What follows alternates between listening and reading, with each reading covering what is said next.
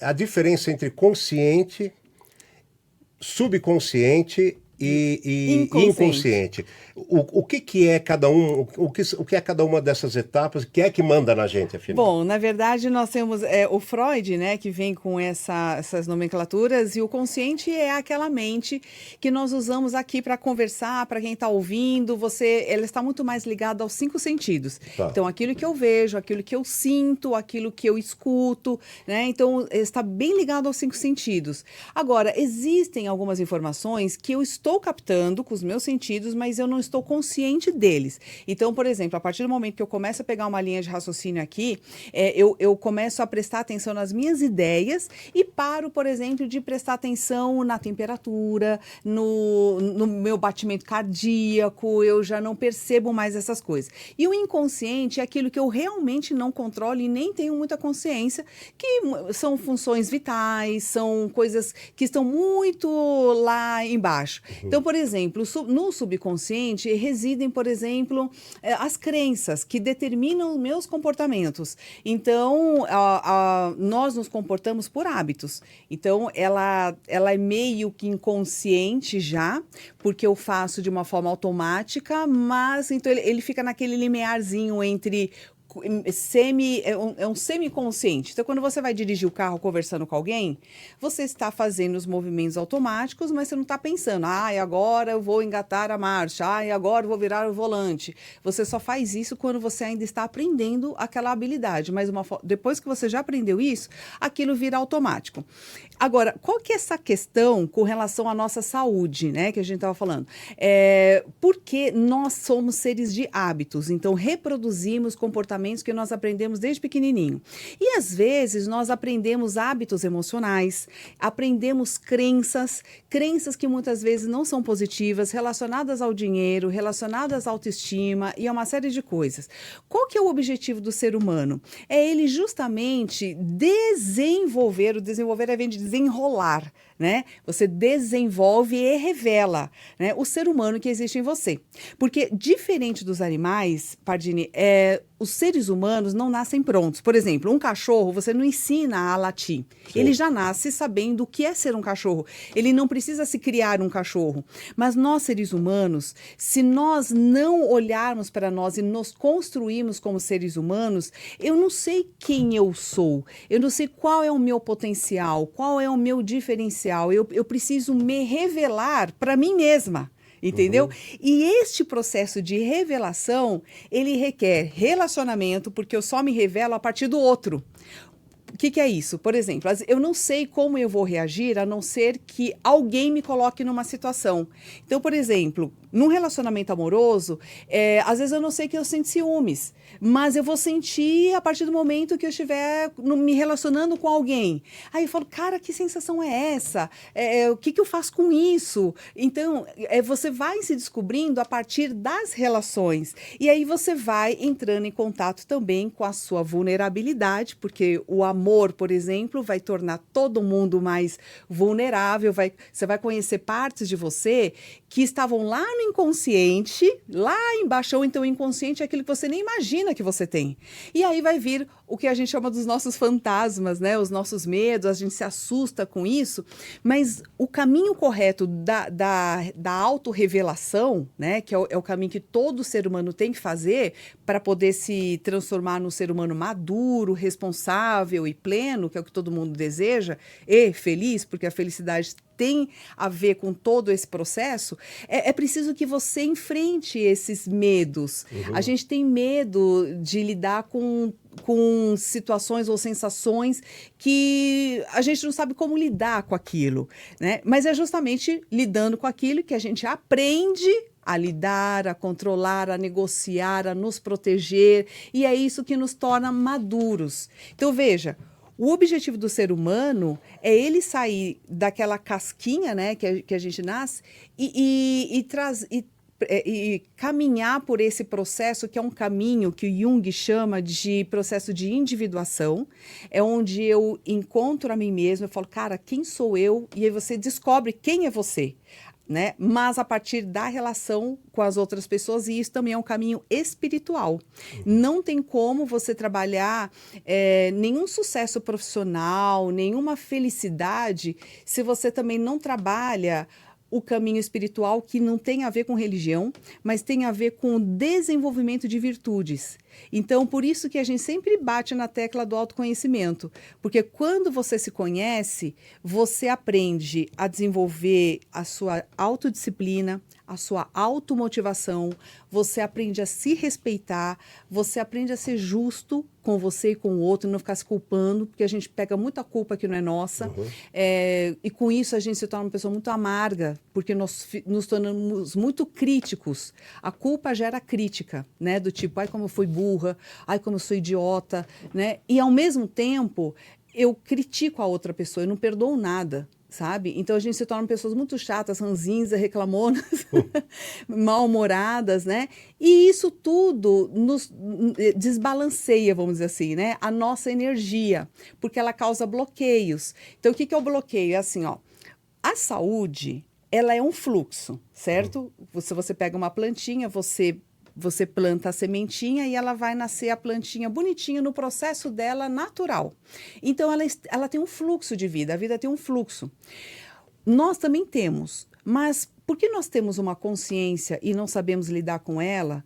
E esse é o nosso objetivo, é aprender a lidar com ela. O que nós fazemos? Nós bloqueamos o nosso fluxo natural de desenvolvimento, né? Nós geramos bloqueios e conflitos internos, e a mente, ao invés de nos libertar, nos aprisionam em sofrimentos. Então, as pessoas sofrem sozinhas, elas criam os próprios sofrimentos, sabe? Então, olha, aproveitando, eu ia te perguntar exatamente sobre isso, né? A forma de pensar alimenta muitas causas de sofrimento? Sempre, sempre. É sempre o nosso jeito de pensar. Porque, assim, o ser humano, como é que funciona o nosso cérebro? Como é que funciona a nossa mente? Existe uma diferença entre cérebro e mente. O cérebro, ele é um órgão que está aqui na nossa cabeça, como o coração está aqui, o fígado, o rim. É um órgão físico que cumpre funções que são determinadas pela mente. Opa, então a mente, ela está ligada a uma consciência. Então, ela dá o comando para o meu cérebro funcionar. E é interessante, quando a gente estuda neurociência, que a gente vai vendo que tudo que nós temos como sentidos, por exemplo, tudo que eu escuto, tudo que eu vejo, tudo que eu sinto o paladar, as sensações físicas, são transformadas em imagens que são transmitidas através das sinapses por questões elétricas e químicas que vão para o nosso cérebro. O cérebro decodifica aquilo em forma de imagem. É muito interessante que o nosso cérebro, o tempo todo, está criando pensamentos. E os pensamentos, eles têm formas, imagens, eles têm cor, eles têm uma qualidade, entende? E aí ele interpreta se aquilo é bom, se é ruim, e a partir dali ele vai jogar a química necessária ou para a gente sair correndo, ou para a gente se proteger, ou para a gente dar um soco em alguém. Então ele vai gerar as emoções que geram energia no nosso corpo. Então, veja, como que o nosso cérebro funciona? Através da interpretação. A forma como eu interpreto o meio ambiente e as situações da minha vida é que vão determinar como eu vou reagir. Então, se eu sou uma pessoa meio que medrosa, eu tenho uma tendência a projetar, e essa projeção é uma coisa que todo ser humano tem. É o jeito que a gente enxerga o mundo. Eu só consigo reconhecer algo se eu tenho aquilo dentro de mim. O cérebro, aliás, quando a criança é bem pequenininha, ele tem o auge do desenvolvimento dele ali, assim, o auge, tipo, uma amplitude bem maior de captação de estímulos, onde a criança aumenta demais a inteligência, porque o que o cérebro está fazendo? A criança é mega curiosa, tudo ela olha, tudo ela pega. Enquanto a criança está fazendo isso, é como se o cérebro dela desse prints, assim, ele tá xerocando, ele xeroca tudo ele copia, o cérebro copia tudo que você vê, tudo que você pega, todas as ainda sensações. Que conscientemente ele tá captando passou por tudo. você, ele grava. Grava tudo. Então, tudo que você vai criar depois em termos de imaginação e tudo mais, é porque você tem na sua cabeça. Então, o cérebro, ele só pensa com aquilo que ele tem. E nós também só reconhecemos no outro aquilo que eu tenho dentro de mim. Então, veja, e é interessante como a gente lida com o mundo sempre através de projeções. Então, por exemplo, por que algumas pessoas enxergam oportunidades e outras pessoas enxergam problemas numa mesma situação? Então, nós temos uma crise, por exemplo, econômica no país, mas algumas pessoas conseguem crescer demais e outras elas vão falir, né? Então, a forma como ela enxerga aquela situação, se ela está muito pessimista, muito triste, a tendência é que ela enxergue mais problemas, mais obstáculos. E aquela pessoa que está mais motivada, mais otimista, ela vai tender a olhar mais oportunidades, porque internamente o poder pessoal, a sensação de poder pessoal dela é muito maior, então os problemas se tornam menores. É uma questão de ponto de vista, né? Por isso que quando a gente entende como a nossa mente funciona, e a nossa mente ela reside em cada célula do nosso corpo, tem um livro chamado Biologia da Crença. Me fugiu o nome do homem, mas é o Biologia da Crença. Ele é um biólogo que ele foi estudar o comportamento das células e ele percebeu assim que as células, elas reagem à forma como a gente percebe o ambiente. E a percepção é muito subjetiva. Então, para mim, uma pessoa pode ser muito ameaçadora, enquanto para outras pessoas ela pode ser muito amigável. E às vezes é a mesma pessoa, entende? Né? E as nossas células todas do nosso corpo vão reagir à minha percepção. Então, é o meu corpo inteiro.